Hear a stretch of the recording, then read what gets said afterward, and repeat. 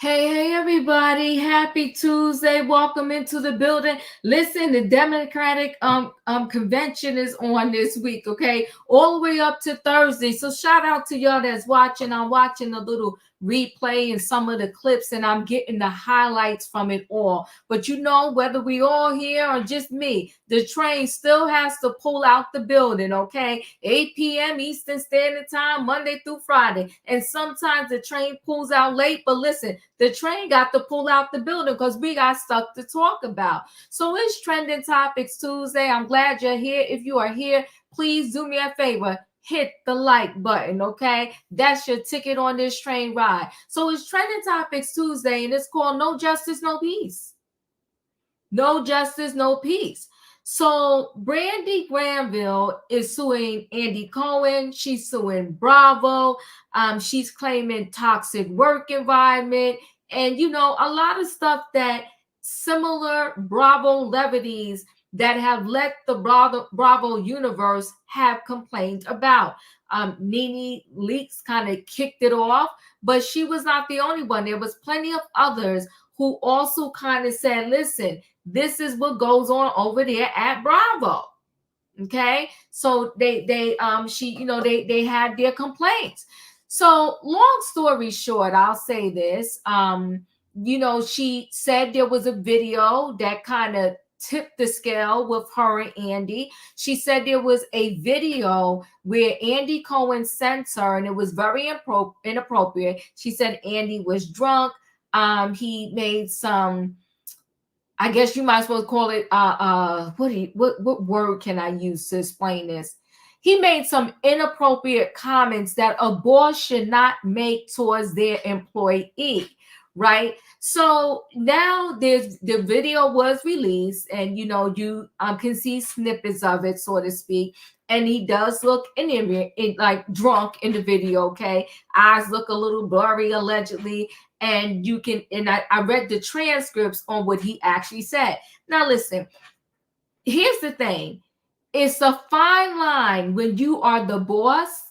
It's a fine line when you do certain things and you are considered on a work activity or in a work environment. And it's not easy when you are managing people, because you can't cross that fine line, because then you could put your company in jeopardy in yourself, right? So I think that when it comes to reality TV, Andy Cohen, what is his name? Carlos King, a lot of these producers, they get too close to the talent, and then the lines are blurred.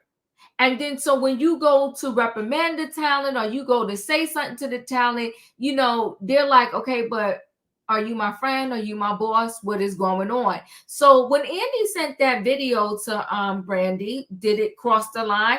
It absolutely did cross the line.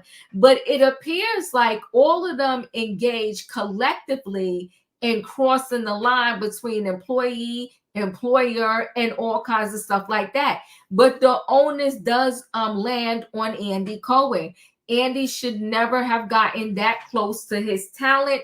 And he definitely shouldn't have been sending, videos or messages as such. So it's a very sticky situation. I don't know if Brandi's ever going to get any justice behind this. I'm feeling for her. I do feel her pain, so to speak. And I wish her well. But we're going to get into that Andy and Brandi story, okay? Tonight, we also have on the docket Russell Simmons. So a lot of people, celebrities, are going to visit Russell out there in Bali. He's out there. He's been out there for, I want to say it's over a decade now. I could be wrong, but I know many people use the word flee. They felt like he fled to Bali once he was over here in the States, and he got accused of similar things like Diddy, R and people, SA and people. And people started to come out and speak out and said that he did such things against them. When those accusations, it kind of seemed like it happened parallel at the same time, so to speak, muddies the waters. Like it's like he went to Bali to become like this, health yoga guru and meditation and all of that good stuff. At the timing of him being accused. But his defense is always that he was accused, but he has never been charged with anything. And part of his defense of people, he doesn't understand why people are demonizing him, but you have others, he said, that are actually convicted of said crimes. And, everybody still is okay with them walking the streets, doing movies, and speaking to them, so forth and so on. This is one of those very sticky situations. I do, however, believe that innocent until proven guilty. So if we all got condemned just on words that came out of people's mouth, we will all be in trouble. Right? And so until something further happens, I guess we're going to have to call him innocent until proven guilty, but people are burying him, and they're also getting upset with the people, that his friends that are going to visit him out there in Bali. Being in Bali does not prevent charges being filed. No charges have ever been filed, and it has been years. You know what? Too good to leave you now. You are correct. You are correct. The other part of this, the other part of the problem is, though, that many of these crimes, the statute of limitations have, run out.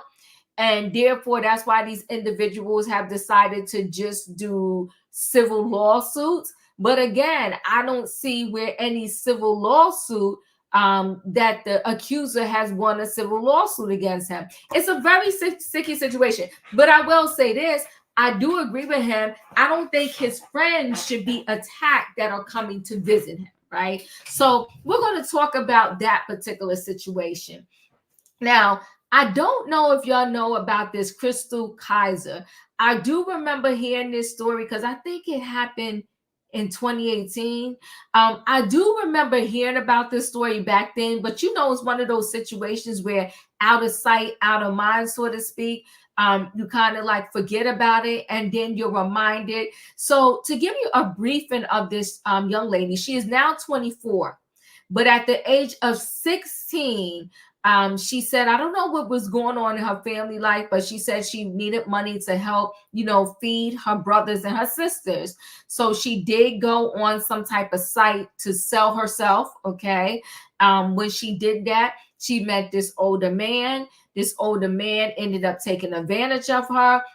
She claimed that he sex trafficked her. He did all kinds of things to her. And at 17, she unalived him. Okay, she unalived him. What I also did not know is that there are laws in about, I think they said when I was reading it, 30 states, but there are a lot of states that have this law that absolves you from a crime if you did said crime when you was in a sex trafficking situation. So I found that kind of interesting. I said, okay, I never knew there was a law like that. So Chrystul thought that, and her lawyers tried to fight that she should not be charged for this crime because she was in said situation and she had to defend herself. But the judge that trialed her case was kind of harsh, according to many people. But also, there's a mixed bag of stuff going on with Chrystul, because it is said that she left her house, put a pow in her bag, and drove over to this man's house and then pow him in the head. So they kind of called it premeditated. They was like, how was you in danger at that time when you wasn't with him, you drove back over and you did said crime. But also they claim that, depends on what article you pull up on this situation, but they also claim that she bragged about doing it after she did it. And then to add another layer to this situation, they also claim that she told her boyfriend at the time that she was going to go over there to do it. So it's just a very sticky situation. I struggle with the situations as such. Now, this man was sinister, and he was a known predator in his area. And it's like the cops should have did more early on to deter him and to stop him from destroying lives. But in addition to that, I kind of am still somewhere in the middle when a person in said situation feel that their only way out is to unalive the person that is harming them, and they do the unaliving. It's not like in the midst of the jungle. It's like they come back later and do this unaliving, and that's the part where I struggle. Just like this girl now, the one that is out that unalived her mother, and her mother, had her thinking her whole life that she was definitely ill, had her in a wheelchair even though she could walk, was having her on all kinds of meds, was saying she had cancer, she had a seizure disorder, she couldn't talk, all of that. Thank you, Emmanuel. Gypsy Rose. I struggle with her situation, and I struggle with it big time, because my thing is, if you can convince your at the time boyfriend to help you unalive your mother, why couldn't you just convince your boyfriend at the time to help you just run away from your mother and kind of never come back? So I struggle with when they decide that my only option is to unalive this person, or I won't be able to get away from them.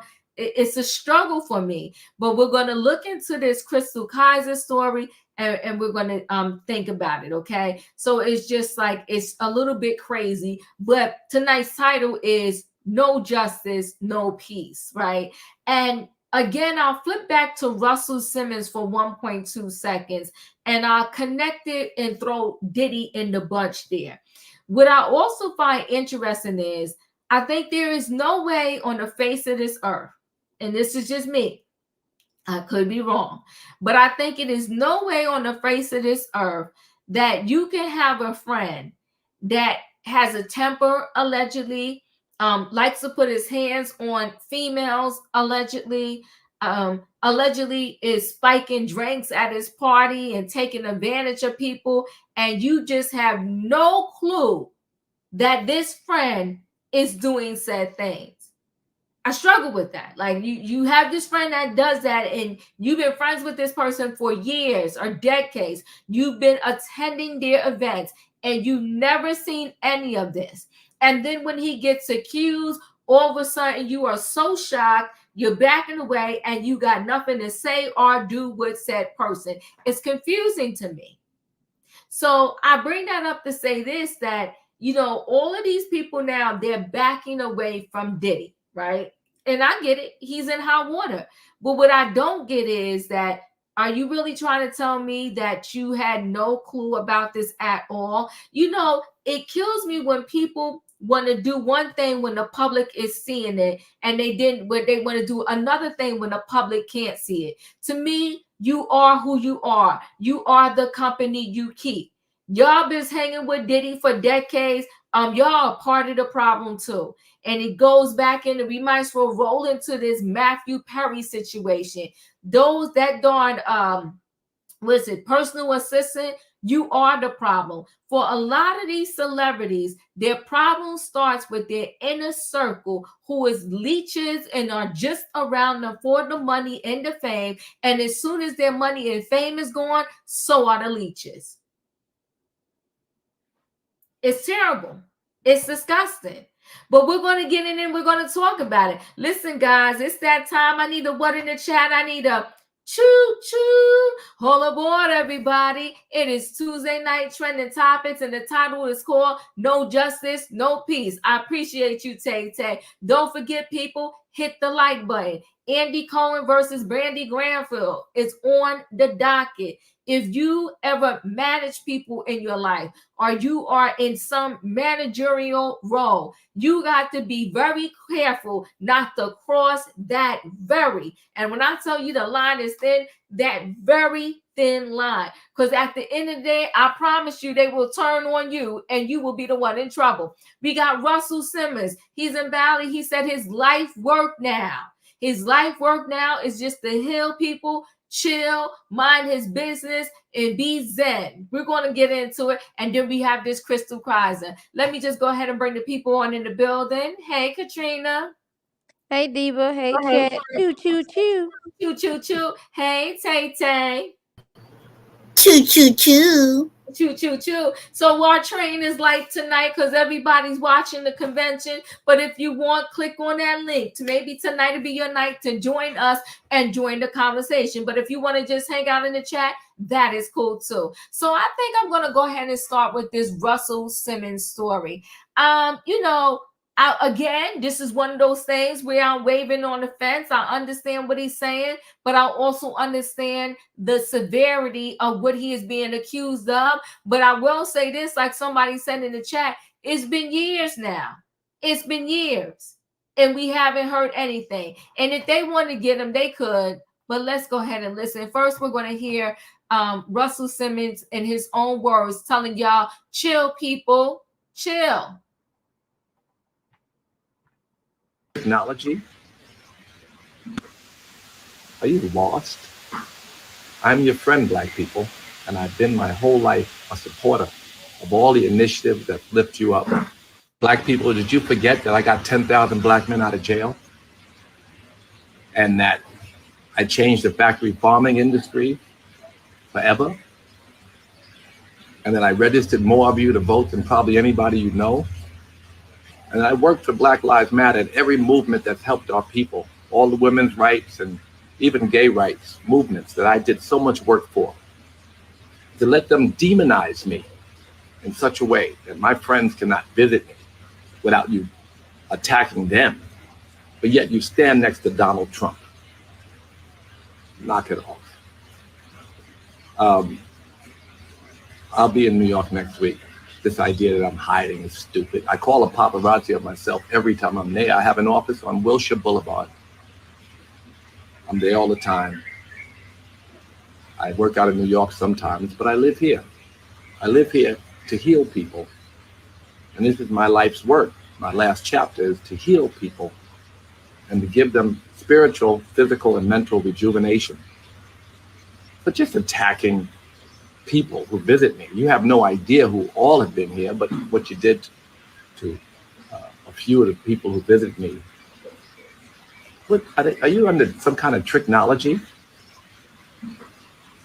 Are you lost? I'm your friend, Black people, and I've been my whole life a supporter of all the initiatives that lift you up. Black people, did you? Whew. He said he's your friend, Black people. He is your friend. So hold on one second. Let me just bring up the story.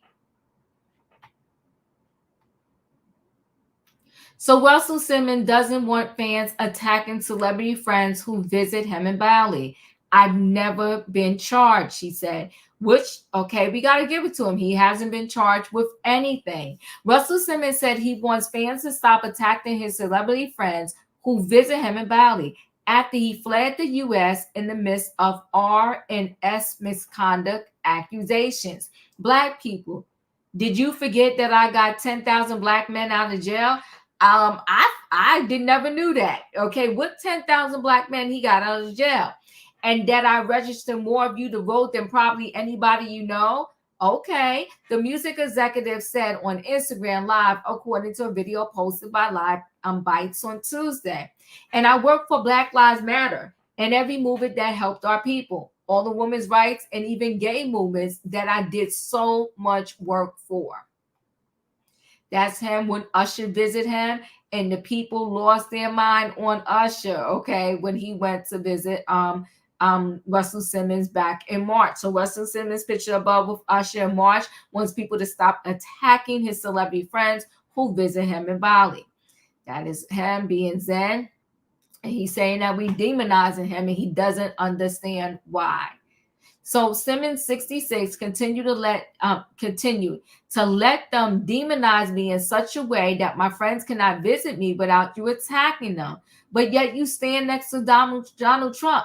He said, knock it off. The Def Jam Recordings co-founder said the idea that he is hiding is stupid and shared that he will be in New York next week. I call the paparazzi on myself every time I'm there. I have an office. I'm there all the time. I work out in New York sometimes, but I live here. I live here to heal people and to give them spiritual and mental rejuvenation, he explained. So just attacking people who visit me, you have no idea who have been here. Are you under some kind of technology? Are you lost? I'm your friend, Black people, and I've been my whole life a supporter of all the initiatives that lift you up. Okay, that is MC Light in that picture. I want to say Salt from Salt and Peppers in that picture. Okay, so the people are out there just, saying hey to Russell Simmons. Simmons then claimed he never spoken to a policeman or judge about any crimes of which he has been accused. From what I can tell, he said, Joe Biden, Bill Clinton, President Trump, all have more credible claims against them than I do, if you ask Oprah Winfrey, he said. I never been charged. Who took 9 lie detector tests? He's saying he took 9 lie detector tests, and he's saying he passed. Did Bill Clinton do that? Did Joe Biden do that? Did President Trump do that? He said, knock it off. I love you. I just don't want my friends attacked. Just leave my friends alone. Don't attack them for visiting me. Attack friends for visiting Trump. He's been convicted.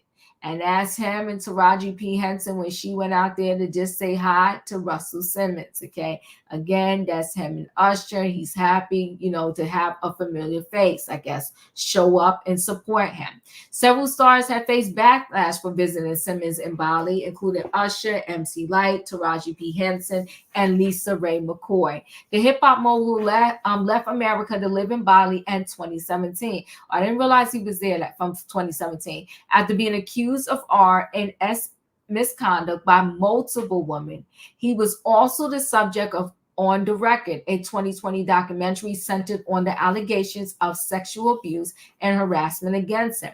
Simmons, who has 2 daughters with ex-wife Kimora Lee Simmons, previously denied ever forcing himself on anyone.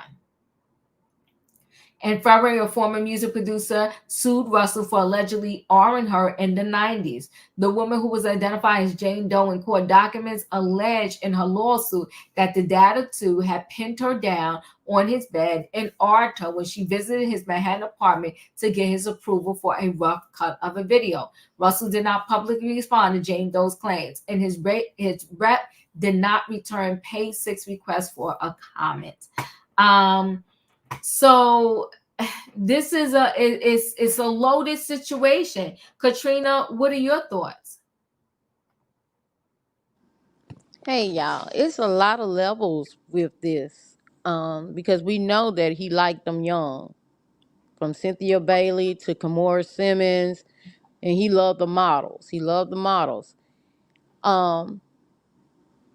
went away once these accusations came about. Mm-hmm. Not because, he was wanted to get peace, or maybe he wanted to go, redefine himself and search himself to see why he was doing the things that he was doing. And I'm shocked that this woman is coming for him, because normally Russell go ahead and pay him out. Because look how much money Kimora got from him. And the ones that he have been with, I think he was with, what's her name? From Real Housewives of Potomac. And another lady was staying there while he was still with her. Katie. Yeah, he's with Katie. And another woman was staying there while he was with Katie. So he got a freaky background. And, but who am I to say who can't change themselves? And like I said, that he was never convicted. He never got, he never went to trial. He never was proven guilty. You know, we could say he was guilty, but we never seen this. And other than this woman, that's the only accusations that we ever heard of. Because like I said, the other women was willing participants, even though they was underage. And everybody know that Russell loved the women and they was young and whatsoever. They was coming up as models. So if he's moving away trying to heal people and be the Dalai Lama, whatever he's trying to be, and you saying you coming to New York, so okay, you're not scared or whatever. Let's see what happens when you come to New York. If everything is legit, you don't get no paperwork, nobody deliver no papers to you, then we'll see how it goes. But it's a slippery slope. It's a catch-22 because everybody know Russell's background. But because a person has a past doesn't mean you can't determine their future or how their future is going to be. So maybe he did do some self-healing. I don't know if he talked to his God and asked for forgiveness. I can't say that because maybe he did. And God is the only person that can condemn him. I can't. I can only, stand in front of God for my own life, not Russell Simmons. So if he felt like he did something and he ran to get away from it, which we think he did. If you man, you stand on business, just come on back to New York. If somebody gonna serve you some papers, we'll see then. Other than that, Diva, that's all I got. Yeah. So AJ, she said, please go listen to and speak of the incident. All he says is never convicted. Not I didn't do it. I did hear that, and he plays with words. He does play with words because he also said that maybe the lady's interpretation of what it was when they did what they did is not his interpretation. It's very messy. And listen, this is not for, I'm not talking specifically about Russell Simmons situation right now. I'm talking about in general. In general, I think a lot of these ladies, they get involved with these people that are in the entertainment industry and have money, and a lot goes down. Sometimes there's some regret later about what went down. There's some people who put 20 on 10 on the situation, and there are some people who legit was taken advantage of. It's very messy. And all I can say is what I understand it all, but the part where it gets a little sketchy for me is off the back, you knew that something was sinister about said person. And there's no invested interest if on day one I say something ain't right with this person. But then I just keep going back and going back and going back and going back.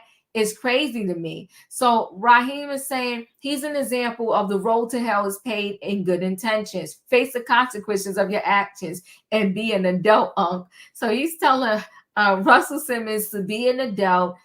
I would also say that although it may be extremely hard, if the ladies who were violated really want justice, unfortunately, sometimes you have to stand your ground and keep going back to the court and everybody that is involved and saying, listen, when are you going to seek justice on my behalf? This Brandi Glanville, when we get to her story, she seems to not be letting up, but we'll talk about that when we get there. And I'm coming to you, taking me a minute. Felicia said, Russell is full of himself, classic narcissist.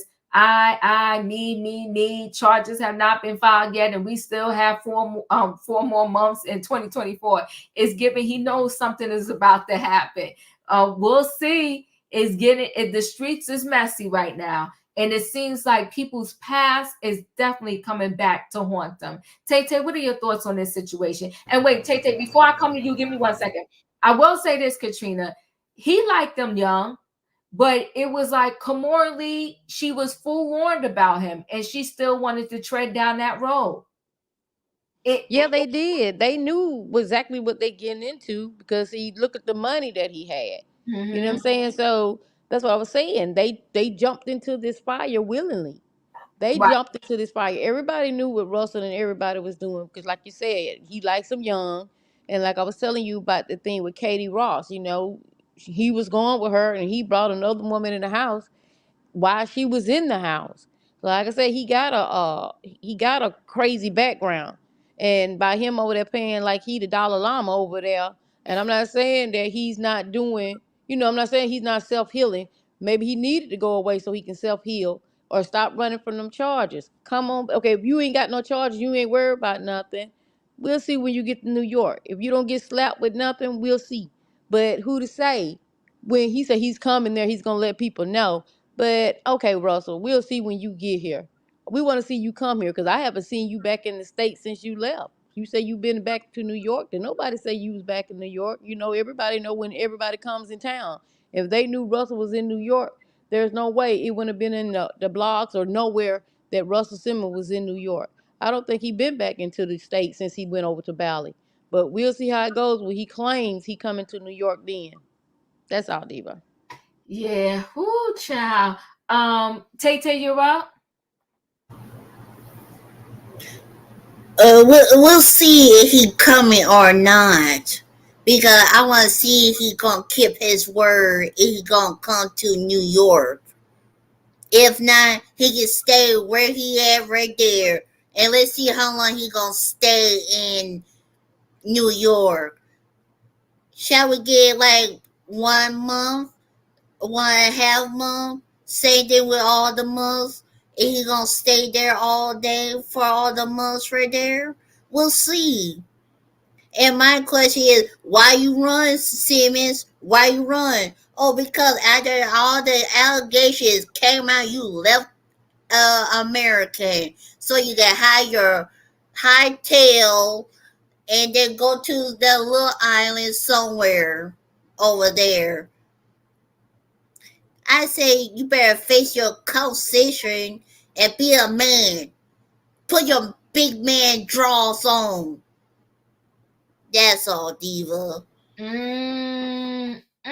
I agree with you, and I do want to see because he claimed he calls the paparazzi whenever he comes to New York. So he was being arrogant and a little narcissist right there. He was, but I'm gonna see. Let's see. Like you said, is he really going to show up in New York? He said the idea that I'm hiding is ridiculous, and then he want to say technology. I said this man right here. But listen, we'll see what happens with Russell Simmons. But one thing I will definitely agree with, let's not attack the people that's going to visit him. You have family members that visit their family in jail. And they was accused of some of the most heinous crimes. So people in jail get visitors. So Russell Simmons is not in jail. People should be allowed to visit him and not be judged. So let's go ahead and roll into this next story. This next story, I'm gonna go ahead and go into the Andy and Brandi Glanville story. Where I'm leaning on Brandi's side is that even though I think they both played a part in this situation because Andy crosses the line with all of the Bravo celebrities, where I'm going to lean a little bit more towards Brandy's side is that Andy has a bigger responsibility because he is the boss, not to be crossing the line, not to cross the line, not to blur the lines, but to keep it always professional. And that's where I'm leaning on Brandy's side. I do feel bad for her because she's in a tough situation. But people kill me with the woe is me by saying, you know what, I felt like I had to do it because he was the boss. You didn't have to. You could have worked at Target, Starbucks, Walmart, a clothing store, a supermarket, but you did not want to do that. You wanted something from this situation too. So you didn't just do it because you was afraid of Andy. You did it because you wanted that particular check. Because there are people every day where we have to go to Target to work, Walmart, wherever. We have to make it do what it do. So you could have worked somewhere else outside of Bravo, but you tolerated the nonsense and everything that came along with it until you was on the outs. And the thing with those Bravo celebrities, and I think all reality stars have to realize is at one day and one point in time, your gig is going to be up. Hey, Felicia, we are.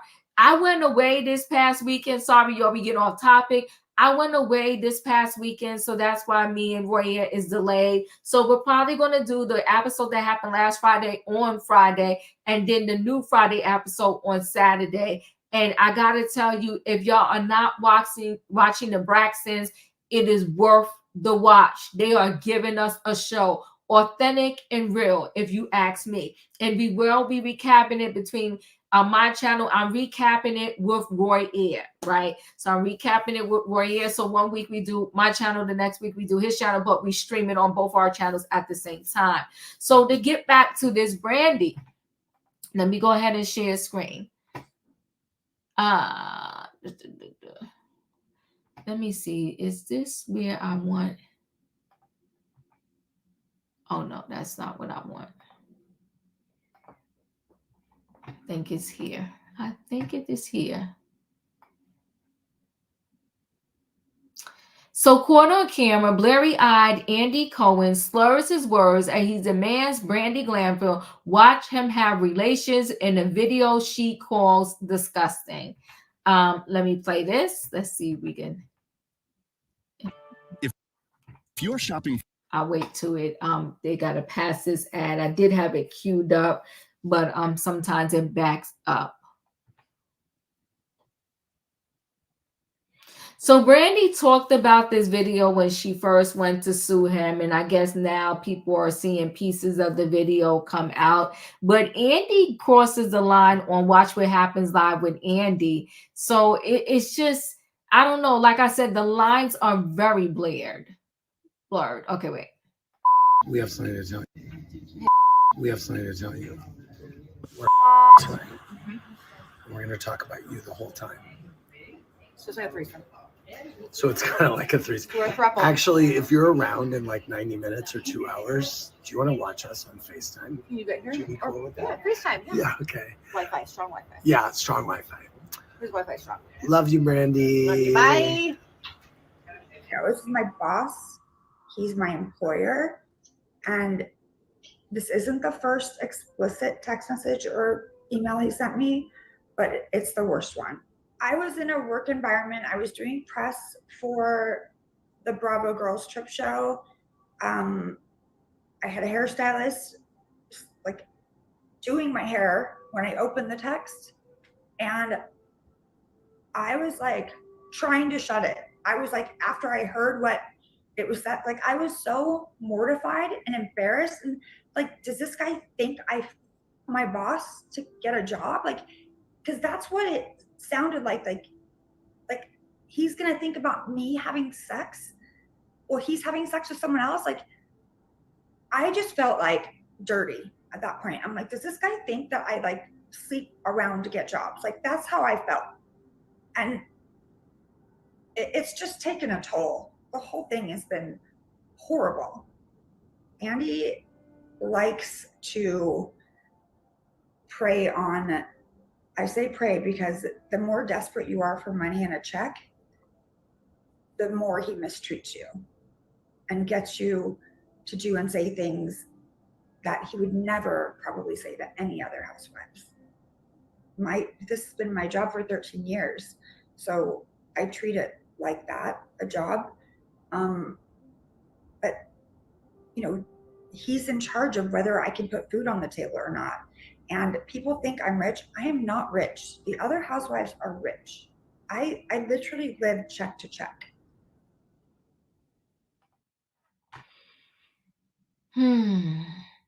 So caught on camera, blurry-eyed Andy Cohen slurs his words as he demands Brandi Glanville watch him have relations in a video she calls disgusting. I was so mortified and embarrassed, Brandi tells the U.S. Sun in an exclusive interview. Andy Cohen has been caught on camera demanding the Real Housewives of Beverly Hills alum Brandi Glanville watch him have relations with another Bravo star. In a video message that Andy sent to Brandi, the Bravo boss holds a drink and slurs his words alongside Bravo deck star Kate Chastain. That's part of the video that they did. In the clip exclusively obtained by the U.S. Sun, Andy says, Brandi, we have something to tell you. Kate chimes in and said, hey, B, the Bravo exec continues, we are effing tonight. and we're going to talk about you the whole time. Slurring his word, Kate adds she essentially a threesome. Andy laughs. Actually, if you are around in like 90 minutes or 2 hours, do you want to watch us on FaceTime? Andy turns his head to ask Kate, would you be cool with that? She responds, yeah, FaceTime. Yeah, strong Wi-Fi. Andy then repeats Kate's words with pumping his eyebrows up and down before signing off. Love you, Brandi, and raising his glass to the camera. Brandi's response was equally vulgar. However, she explained that she felt she always needed to match Andy's energy in order to keep her job. The Bravo star wrote back, oh my God, my two favorite people. I love that. Whatever. Trust me, you're going to want me there if you're having sex. I have a magic key. To which Andy responded, so I've heard. I was mortified. In an exclusive interview with the U.S. Sun, ex-Real Housewives of Beverly Hills star, Brandi said that Andy sent her the video in June of 2022. I received a text message from Andy, and it was the video he made. And in the video, he said that he was going to have sex with Kate, and they were going to be talking about me and thinking about me the whole time. And if I was around, did I want to watch? I was mortified. This is my boss. He's my employer. This isn't the first explicit text messages or email he sent me, but it's the worst one. Brandi 51 explains she was in a work setting when she received Andy's message. Andy was at work and work event in the south of France with Kate. It was a Bravo upfront kind of thing. And I was doing press for the Ultimate Girls Trip in LA. I was in a work environment. I had a hairstylist doing my hair. And when I opened the text, I tried to shut it. I was so mortified and embarrassed. Like, does this guy think I F my boss to get a job? Now, mind you, she texts back, people, but we're going to talk about this, right? Because that was what it sounded like. Like he's going to think about me having sex while he's having sex with someone else. Does this guy think I slept around to get jobs? That's how I felt. It's just taking a toll. The whole thing has been horrible. The 51-year-old mom said, adding, Andy did not look sober. Brandi said the experience made her feel awful. I felt like lesser than. I felt like I'm expendable. I felt like because of my more desperate money situation, he thinks that he can do and say whatever he wants to me, and I'm going to rock the boat or tell him because I need him more than he needs me. Kate shared a TikTok from Morocco and June of 2022, in which she and Andy, along with other Bravo stars, were seen partying on a yacht. Kate and Andy wore the same outfits in the video, he said, Brandi. The below deck star captioned the TikTok, Rose literally all day. And that's them on a yacht, okay? And Kate is from Below Deck. That's a Bravo show. Brandi lawyers up. Brandi previously accused Andy of SH in a letter, a legal letter she fired to the Bravo boss about the video. In the letter, Brandi lawyers wrote, Ms. Glanville herself has been a victim of SH at Bravo by none other than Andy Cohen. And a video sent by Mr. Cohen to Ms. Glanville in 2022. Mr. Cohen, appearing obviously inebriated, boasted of his intention to sleep with another Bravo star that night while thinking of her and invited her to watch via FaceTime. Mr. Cohen was Ms. Glanville's boss at the time and exercised complete and total control over her career. This was an extraordinary abuse of power that left Ms. Glanville feeling trapped and disgusted. It is inconceivable that Mr. Cohen remains in his post in spite of this behavior and harkens back to the bad old days of Matt Lauer and NBC News when profits were prioritized over people.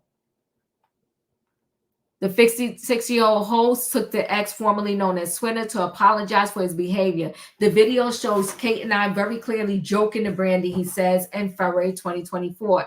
It was obviously meant in jest, and Brandi's response clearly communicated she was in on the joke. That said, it was totally inappropriate, and I apologize.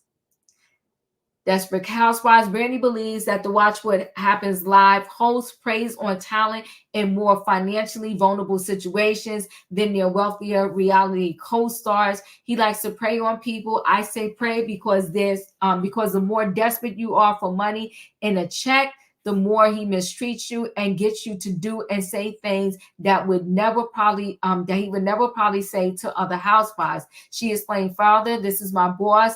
Like, this has been my job for 13 years, so I treat it just like that, a job. He's in charge of whatever, whether I could put food on the table or not. And people think I'm rich. I'm not rich. Other housewives are rich. I literally live check to check. And he's my boss. That's it. He makes everyone feel like, oh, I'm friends with all the housewives.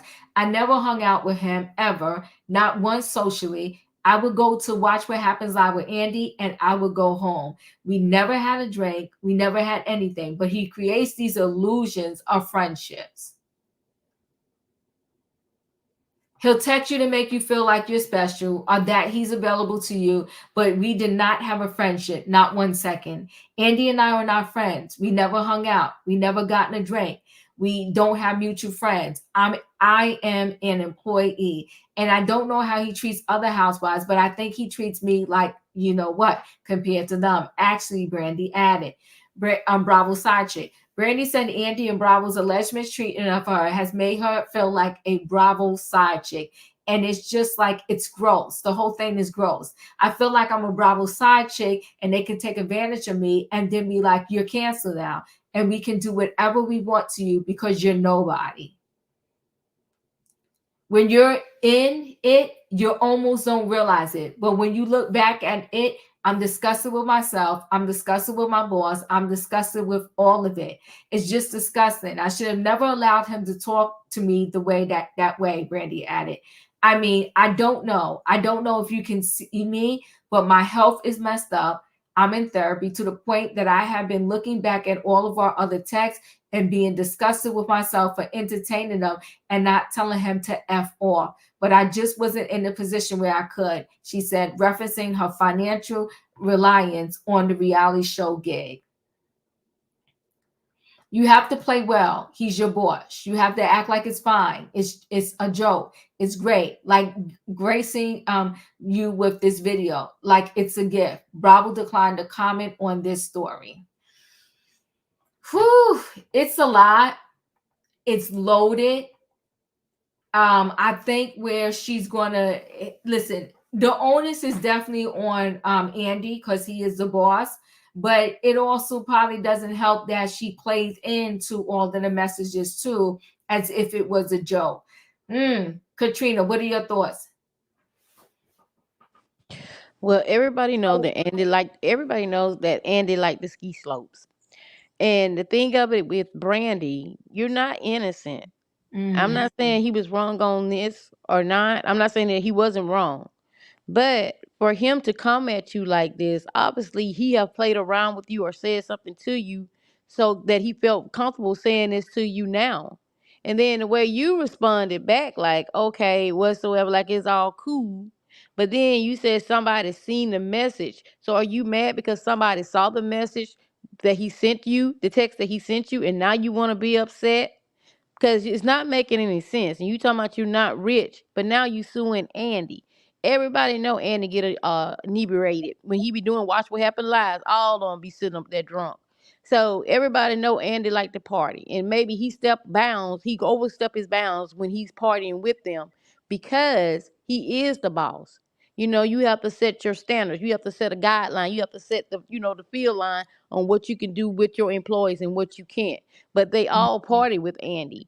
And now all of a sudden you saying that he sent you this text really got to you. This man has said this stuff to you before because he would have never felt that comfortable saying this stuff to you and sending you this text if you never had responded to him like that before. I don't see that happening. She's saying now that he sent texts and more texts and whatever, but you felt like you had to honor him because he was your boss, and this one crossed the line. So the other ones didn't cross the line, just this one because he said he was gonna think about you while he's having sex with somebody else. This crossed the line. So what was the other text that didn't cross the line? So you let it go on. So obviously he felt like he can do it because you allowed it. And like I said, she's not innocent in her lifetime either because we have seen her plenty of times inebriated on the show. So She talking about Andy, because I think y'all all do probably the same things. But you saying now that Andy has crossed the line. Everybody knows Andy crossed the line. We see how Andy party with his friends and all that type of stuff. And so he must be bisexual, because I thought he was gay. But either or, don't make a difference with me in my life. But I'm just saying in general. He had to feel comfortable saying this to you because he felt like you thought it was okay. If you didn't think it was okay, you should have stopped them in the beginning. You should say, no, Andy, I don't play like that. I'm your employee, you're my boss, and we shouldn't cross that line. Maybe that would have stopped. But no, you played into it. You kept reading the text. You kept playing along with him. Now all of a sudden you say somebody's seen it and you're not rich and all that, and now you want to sue him. I'm not saying what he did was correct or anything like that. I'm just saying you waited all this time to come out with this text. So the other text really didn't bother you. Couldn't have bothered you. Mm-hmm. But this one really bothered you. Girl, please. You suing this man because you need money or whatsoever. And you gotta worry about your other allegations that coming against you yourself. While you talking about him sexually harassing him, you sexually harass somebody yourself. So you got to be careful what you're doing, Brandi. And like I said, I'm not saying that Andy was correct, and I already said that he goes below. Across the line. We've seen this with Andy, but I'm just saying you waited for this text to come out and said that you was mortified. Girl, please. Maybe she is mortified. You should have been mortified when you got the first text. That's all I got, Diva. That part. I appreciate you. Tay, you're up. That's why you don't do business with pleasure. Mm. With people. You have to keep personal out of there. And you and your boss, y'all just be the boss and the employee. That's all you gotta do. That's it. I appreciate you. Thank you, Tay. This thing is loaded. It's loaded because she's showing his text messages, but she's admitting that, yeah, I responded, but I felt like I had to respond. I felt like I needed my check. I don't know too many people that work full time, Monday through Friday, or maybe Monday 7 days a week, and they don't need their check. But there are also plenty of people who, in spite of needing their check, they still don't allow and go down the wrong road. And again, she was accused of doing the most with what's her name? I forgot, on the Ultimate Girls Trip, because that's when she got fired and kind of got kicked off. So is she gonna say that Andy forced her to do that? It's messy, it's loaded. I wish her the best, but she got to move on. There's plenty of people that need their check and still won't allow all of that to go down and happen. We're going to go ahead and roll right into the next story. I'm going to give as much background as I can on this particular story because it truly is a lot. So this young lady, her name is Chrystul. Where did I move my paper? Her name is Chrystul. Let me just go back and find it. Chrystul Kizer. And so Chrystul is so loaded. Chrystul, at the age of 16, was going on sites to sell her body. So I'm gonna try to give y'all the best background that I can with this. So she was going on sites to sell her body. And then so when she went on one site, she ran into this man, and this man kind of abused her and used her for I'm gonna say a year, and she ended up unaliving this man. And she said she did it in defense to save herself. The courts did not accept that. So she got 11 years behind bars. She already, while she was waiting for her trial, she already served about 500. Thank you, Increase Matters. Yes, what she did to Carolyn Manzo. We're talking about Brandi. We backed up for a minute. But this young lady, Chrystul, she already served 500 and something days behind bars. So with her 11-year sentence, she will get credited for the 500 and something days she already served. But even when she gets out, and the judge really stuck it to her because he said no chance of parole. She's going to have to serve for 11 years. And then when she gets out, she will still have, I want to say, 5 years probation. And this happened back in 2018. So let me go ahead and share screen.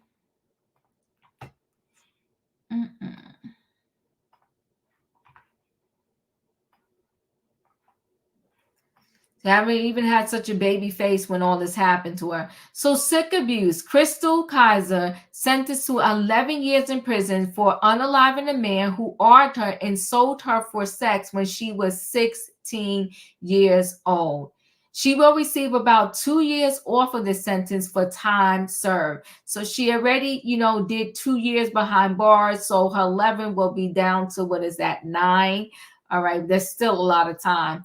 A trafficking survivor has been sentenced to over a decade behind bars for unaliving a man who allegedly sold her for sex as a teenager. On Monday, a Wisconsin judge sentenced Chrystul Kizer to 11 years plus 5 years of extended supervision once she is out. So that's her probation, right? This is the man that she unalived. And let's be clear, this man was a known offender, and they was about to, allegedly, they claim they was about to go lock him up on the day that she unalived him, okay? So that's her, that's Chrystul, that's the Kizer, and she did it in 2018, and he was 34, and his name was Randall. And this is her. She was 16 years old when she met him, who she said abused her for over a year. So that's her there. That's pictures of her. The teen was quickly arrested for the crime, but hoped for immunity due to the circumstances of the unaliving. She pled guilty to reckless homicide by a Wisconsin court earlier this year, but her legal team had hoped for a lighter sentence due to the circumstances surrounding the unaliving. Kizer met Randy in Kenosha, about 40 miles south of Milwaukee, when she was 16 and he was 33. He allegedly subjected her to a series of assaults and sold her online for sex for over a year. Randall paid for Kizer to take an Uber from her home in Milwaukee to Kenosha in June 2018 when she was 17 to meet again. She then powwowed him in the head and burned down his house before stealing his BMW. She unalived him so that he would stop emming her, she told her boyfriend, according to police. Defense attorneys had argued that the unaliving was a direct result of suffering and fear that Chrystul felt due to Randall's actions justifying the crime. Chrystul's representatives also argued that the state failed to protect the teen because the police had already suspected Randall of trafficking children.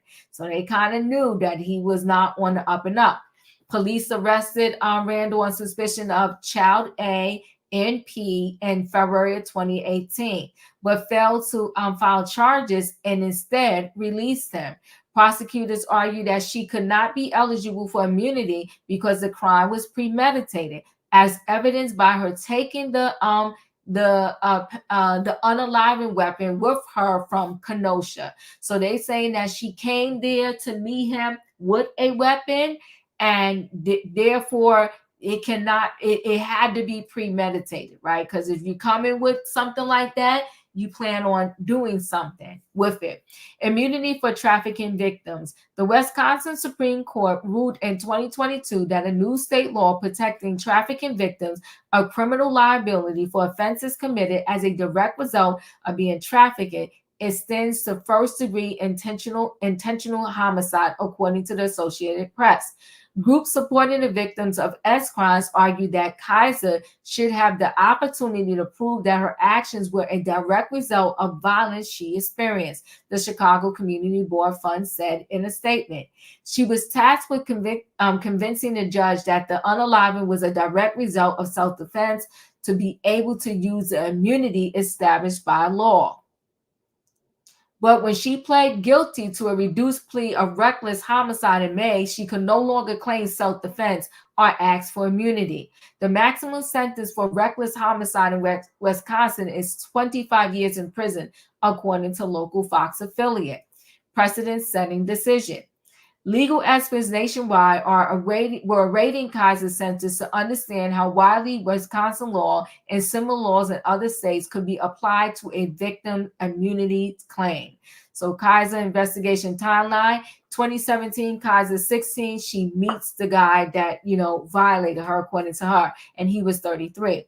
February 2018, Randall is arrested for child assault in P and released the same day. June 5th, 2018, police find Randall with a pow in the head in his house on fire. June 28th, Chrystul is arrested on unalivened charges. May 2024, Chrystul pleads guilty to reckless homicide. August 19, 2024, Chrystul is sentenced to 11 years in jail and 5 years of supervision. If we're living in a civilized society, it begs the question, are we going to give immunity to people who are SA to unalive their abusers? Attorney Julius Kim told the press, the news. Over 40 states, I didn't know it was 40, currently have some version of a law offering immunity to victims of human trafficking, but the extent to which crimes can be ignored varies greatly. The implications can be devastating. Attorney General across the country are going to pay attention to see how this plays out. She will receive about 2 years off of her sentence for time served. Race matter. Trafficking victims in the U.S. are overwhelmingly women of color, while human traffickers are most often white men, according to the Bureau of Justice Statistics. About 2,000 people are charged or held in custody every year for human trafficking crimes. Victims of HT are disproportionately younger women and children from disadvantaged economic groups. Police believe that Randall had abused at least a dozen other underage Black girls in addition to Chrystul. However, he still was released the same day he was arrested on charges of CA, according to the Washington Post. At the same time, Black perpetrators of crimes against white people are more likely to receive a harsh sentence than Black convicts convicted of victimizing Black people or white people convicted of victimizing Black people, according to the Open Society Foundation. Black people found guilty of capital crimes are about 7 times more likely to receive the death sentence than white criminals convicted of same crimes, according to the Death Penalty Information Center. This is, it's a lot, tragic all the way around. She was 16 when this started. She was 17 when she unalived him. She is currently 24. She has to do a decade behind bars. So that means she will be 34. And then even at 34, she got another 5 years of probation. So you're talking almost 40. Almost 40. By the time this is all kind of put behind her, if you can put this type of thing behind you. Katrina, your thoughts? And actually, I'm sorry, before I get your thoughts on this, I do have one more thing to show in reference to this case. Hold on. I almost forgot.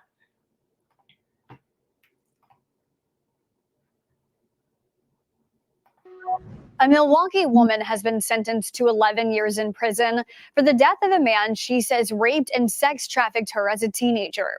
The controversial case has been in the national spotlight for years. Chrystul Kizer, who is now 24 years old, pleaded guilty in May to reckless homicide in the 2018 killing of 34-year-old Randall Volar. At the time of the incident, Kizer was just 17. Kizer's defense attorney says this man contacted Kizer when she was 16 after she posted an online ad for prostitution, her attorney saying Kizer turned to the site out of desperation to feed her siblings.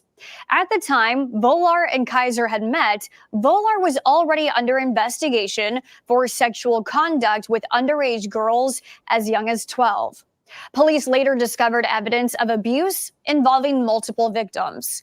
Volar was arrested in February of 2018, charged, and released without bail. 4 months later, Kizer shot and killed Volar, setting his house on fire and leaving the scene in his BMW. According to the Washington Post, Volar had filmed himself abusing Kizer on multiple occasions. Kizer's defense argued she should have immunity from prosecution under a 2008 Wisconsin sex trafficking law. But going to trial would mean Kizer risked a possible life sentence. So she pled guilty in May to a lesser second-degree reckless homicide charge. At her sentencing hearing, no cameras were allowed to record in the courtroom, but the judge in the case said, "The court is well aware of your relationship with Mr. Volar. However, you are not permitted to be the instrument of his reckoning. To hold otherwise is to endorse a descent into lawlessness and chaos." Before her sentencing, Kizer quoted the book of Genesis from the Bible, admitted to what she described as her sins, and asked for mercy. Ultimately, sentenced to 11 years in prison. Some sex trafficking survivor advocates calling the sentencing unfair, and they're promising to continue to fight for Kizer's freedom. Thanks for watching our news update. For more stories that matter to you, download the Straight Arrow News app or visit us at san.com. Whew. They stuck it to her. Katrina, your thoughts? Okay. My thoughts are, it's sad that she had to become a P to feed her siblings. Where's the parents? And if she turned to that to do that, girl, there's no food banks or churches or anything around. I mean, I know you did that to get your sister, your siblings some food and stuff. And what I don't understand is, or if I got it wrong, was she going back home? Was she just visiting him and then going back home? Because when he got arrested, I would have left then. Didn't she say she have a boyfriend? He was actually arrested, I want to believe, because I read so many pieces to the story. It was before he even first got in contact with her and violated her. So they knew that this man was a predator and he should have been off the streets. So that was part of what her lawyers was trying to argue. It's like, y'all have an injustice here too, because you knew this man was not good, and he was doing this to children. It's just extremely sad. Katrina got knocked out. Tay, your thoughts on this situation? I'm with Katrina too. Why you? I understand you had to, survive stuff, but do that to your body to a man who, mess with kids like that right there. I just don't know what to say after this right here, Diva. I just, I just can't get my mind around this right here. Very sad. I appreciate you. Yeah, Welcome. No problem, Tay. Katrina, you want to finish your thought? Yeah. Okay. But I'm saying, wasn't he letting her go back home? Because if you doing this, selling yourself, how your kids, how your sisters and brothers eating if you're not going back home to feed them? So was she going back and forth with this man? Because if he's sex trafficking you over the online or whatsoever, and you supposed to be making money for your siblings, so did you go back home to take the money back to your siblings? I'm confused. Or did you just stay with him? But then he was messing with other people, which he was getting ready to get arrested. Well, he was arrested. And if you was there, if he was arrested, you couldn't tell nobody. Well, I know it's a lot of trauma going on. It's sad that this child feel like she had to do this to support her siblings. That's a hard place to be in, because the parents not doing what they supposed to do. But I'm confused on, was she going home, coming back, going home, coming back? Was she still messing with this man back and forth, back and forth? That's what I'm trying to get, because if you went home, you had a chance to get away from this man, but you going back. Are they saying she going back and forth? Because I'm a little confused on that. Because if you going back and forth, you had a chance to get away from him if you want to be online selling yourself. That's what I'm trying to figure out. And then, baby girl, you could have. I know a lot of people don't want to work at McDonald's, Burger Kings, or anything like that. But half the time, when you go work for these places and you tell them that you know what your situation is, they will actually give you food and stuff to take home and write it out and do a write off on this. I'm not saying that they would, but I'm just saying it's sad that you had to supplement yourself to becoming an online P. an online S worker to feed your sisters and brothers. I don't know how many she had. But for her to go out there to do that, that's sad on that point. But then she should have just stole some chicken. Because look how many years they gave Vera for stealing chicken. Vera might as well should have off somebody because she got the same, just about the same amount that this child got for offing this man. And I'm thinking, I'm not saying this because I'm racist or anything like that, but what if that was a black man and a white girl? What if she would have did that to a black man? Would she be able to go home? Look at the white woman that was going with that black guy. The black guy said he didn't like black women and all that, and she was a sex worker. She was on the back page or whatever, and she offed him, and she got off. So I'm just trying to figure out if the roles was different. Would this child be in jail right now?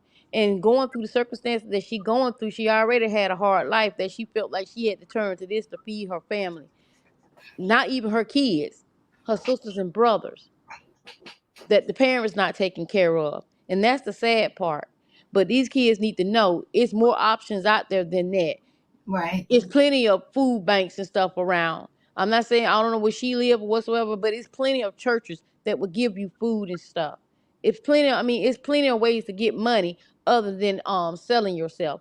Because each time you selling yourself, you selling a piece of your soul away. And that's something that you're never gonna get back. So I hope they when they be on Backpage and internet models and all that, going flying out to meet these men and stuff like that, there's no guarantee that you flew out that you will be flying back, because you don't know what that person's gonna do to you while you trying to meet them. Now she could have been the one that got off. She didn't know anything about this man. He could have R her and put her in a ditch, shot her on fire, whatsoever. He could have did anything to her. Going to meet this person to get money. It's better ways to do things, and I'm not judging her. I'm just saying in general, it's better ways to get money than selling yourself. And hopefully, because if she went through trauma and all that type of stuff, which I'm quite sure she did, probably from having family problems. You don't know what her life was at home, that she had to feel like she had to feed her sisters and brothers. But it's just more ways of getting money than selling yourself. Just be aware. You can do something so much different. You could have told your schools if they was in school, look, my brothers and sisters, maybe she didn't want to tell because they didn't want their mama, they didn't want to be separated from each other, put in an orphanage or something like that. But it's still better ways than selling yourself to somebody you don't know. Because like I said, the situation could have been different. She could have been the one in the grave right now. That's all I got, Diva. Yeah, I appreciate you, and you're absolutely correct. It's just sad all the way around. But the other major problem I think the judge had, even though I think he was extremely harsh on her, is that she came there with the pow. Like, so you had some attentions, and then you did a lot. You powed him in the head. You set the house on fire, and then you stole his BMW. It's messy and it's very sad. So I'll stay connected to this story in case there's any updates. But what I'm going to do right now is I'm going to roll right into the feel-good story. I love the woman that created Spanx in this feel-good story. I hope I didn't click out of it by mistake. This feel-good story is about her. The woman who created Spanx, she left a job that she had. She used $5,000 that she had in savings, and she started her company Spanx. So it just goes to show what everybody said. Where there's a will, there's a way. And if you really want to do something and you put your mind to it, you can achieve it. So now she has a new venture that she's doing. I think she's calling it Sneaks. So it's like a high heel sneaker, but it's interesting. So let's get into her story. Hold on one second. Let me share the screen. Entrepreneurs in modern history. Sarah Blakely revolutionized shapewear when she created Spanx. Got them on right now. She sold the majority stake in her company 2 years ago. And today she is now trying to disrupt the luxury shoe industry with her new line. I love this name, Sarah. Sneaks. Sarah Blakely joins us first on CBS Mornings, and we always love when that happens. Yes. Oh. Hi, welcome, and bravo. Thank you. So excited. Our head cheese here, John Tower, is a bit of a wise ass, and he said this is fine. Oh, boy. Do you like sneakers but hate how comfortable they are? Let me put it in a high heel. And this is what you have done. I so love these. I do too. I so love these. Thank you. So what was your thinking behind it? Because I keep dreaming of the day that somebody would actually make a comfortable high heel. Well, I was just That's like cute. you. That's cute. Yes. I was just like you. I cannot wear high heels anymore. They really hurt my feet. Heels were invented hundreds of years ago, and not much has changed in them. And I wanted a comfortable luxury heel for my closet, but I also wanted comfort. But it's a combination of a tennis shoe and a high heel that I'm struck by. Yeah. So what made you focus on that? Okay, so during development, and it was a long development, a lot of factories. What's long development? What is that? Like 10 years. Yeah, like 9 to 10 years, starting, stopping. Am I going to continue with this? But a lot of factories weren't set up to kind of do the performance of a sneaker with the stiletto. So it was a lot of trial and error. But I just wanted it to be a really comfortable experience. And I kept saying, at one point in development, I go, I just want my high heel to feel like my sneaker. And then I just went, okay, guys, let's just try it and see if it works. I like the silver one. It's nice and light, too. Yeah, they're light. The materials are all Napa leather, really nice suedes from Italy and France, and they're made in Spain. And you said that about 10 years on and off, but you were turned down over 9 times in terms of trying to present this idea, people not understanding it or buying into it. What did you learn from that experience? But you had the Spanx success and you were still It didn't seem to matter. I find that interesting. I didn't seem to matter. I was going all throughout Europe. I was talking to factory owners in Spain and Italy, and we would start and then they would get frustrated and give up and they would fire me basically. And so I got that experience multiple times. And whenever you're doing something really innovative, there's a lot of pushback, and they are so set on how it's supposed to be done. But the crazy thing is the people making our high heels, they don't wear them. In fact, they've never even put them on their foot. I mean, over and over again, they'd be like, that's not how it's supposed to be done. And I'd be like, have you ever worn a heel? And they go, no, never. And I'm like, okay, well, let's just break the mold here. If there is a catch, people are already grumbling about the price point. Yes, because always. You said always? Because it ranges from $395 to $595. And it's worth every penny. I mean, there's a lot of innovation in them. I disrupted 3 main pain points that we have with our heels. The first is we didn't want the toe box to squeeze your toes. Yes. The second was there's always been a gap between your foot and the shoe in a heel in the middle where the arch is. We filled in the gap so your whole foot's supported. And then the third thing is we added the balance, the weight distribution. Because listen, traditional high heels for hundreds of years, 80% of our weight is on the ball of our foot and 20%'s on the heel. In sneaks, it's more 50-50. So even though you're in a 3-inch stiletto, you almost feel like you're flat on the ground. It's like a really weird feeling, and they're really, really comfortable for that reason. No, I'm sold. You want to put them on? Yeah, they're both trying to put them on. I know we got to run, but like everybody copies Spanx. Do you expect people to do that? Yes, I do. Oh, and boy. Sarah, but I'd always bring it on. I'd rather be an innovator than an imitator all day long. Hello, there you go. Hello. All right, Sarah Blake. Drop the microphone again, Sarah Blakely. Congrats. Thank you guys. Thank you. Sneaks. Got to check them out. Your local news is next. I wear a size 10, Sarah. Size 10. I got you. I got you, girl. 9.5. I got you. All right, I may have to try a pair of sneaks, okay? But I love her. I love her because she just keeps going. She keeps believing in her dreams. She keeps, reinventing herself and never giving up. Listen, guys, I appreciate y'all because I know the convention is on, but y'all spent some time with me and I love it. So thanks for being here. Listen, y'all know the routine. If you didn't hit the like button on the way in, hit the like button on the way out. Thanks, everybody. Good night. Goodbye. Do not